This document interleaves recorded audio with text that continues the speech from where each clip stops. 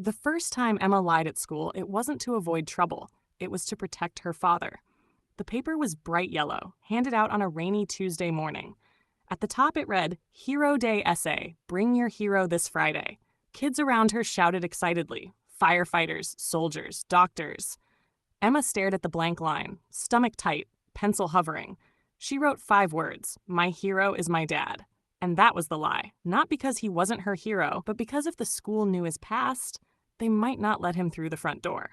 Emma lived with her father, Marcus Hale, in a narrow duplex at the edge of town. Marcus worked 2 jobs, warehouse mornings and night cleaning shifts. He slept in fragments and lived on cheap coffee. He burned toast almost every day, forgot paperwork sometimes, and missed school events. But he never forgot to say, I'm proud of you. Never missed that. 3 years earlier, Marcus had gone to jail after stepping into a violent bar fight. He tried to stop it, but with an old minor record behind him, blame stuck. 6 months inside, a permanent label outside.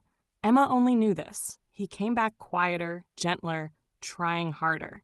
When her teacher asked if her dad would attend Hero Day, Emma shook her head quickly. He's working. The lie grew heavier. That night, Marcus found her essay folded in her backpack.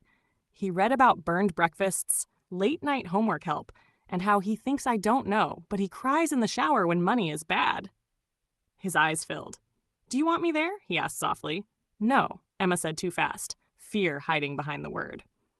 Friday came. Parents filled the classroom, uniforms, badges, polished shoes. Emma kept glancing at the door, both hoping and afraid. Her essay was read out loud. The room fell into a deep, listening silence. Then the door opened. Marcus stood there in his cleaning uniform, visitor badge clipped crookedly.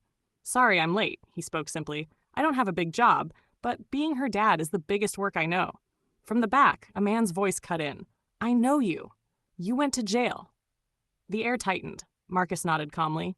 Yes, I did. I made angry choices once. I was wrong. I tried to stop a fight and handled it badly. I paid for that. He looked at the students. I learned that real strength is quieter. Afterward, the school nearly canceled his clearance for future events, until a week later when that same accusing man showed up at Marcus's home. I checked the full report, he said. You didn't start that fight. You stopped it. The man you protected was my brother. Marcus couldn't speak. I'm on the school board, the man added. Your record almost blocked your daughter's city assembly invite. It won't now. Why help me? Marcus asked. Because your daughter told the truth about you. And I checked. At the city assembly, Marcus stood under bright lights with shaking hands. He didn't give a polished speech. He told the truth about failure built from small bad habits and second chances built from small daily choices. About packing lunches at midnight, about choosing patience when anger is easier, about being someone's safe place instead of someone impressive. The applause wasn't loud, but it was steady. Respect has a different sound. Years later, Emma filled out a college scholarship form. One question asked, who is your hero and why?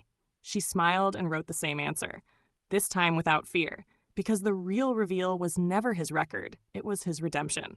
Heroism isn't always clean. It isn't always public. Most of the time it looks like showing up tired and showing up anyway.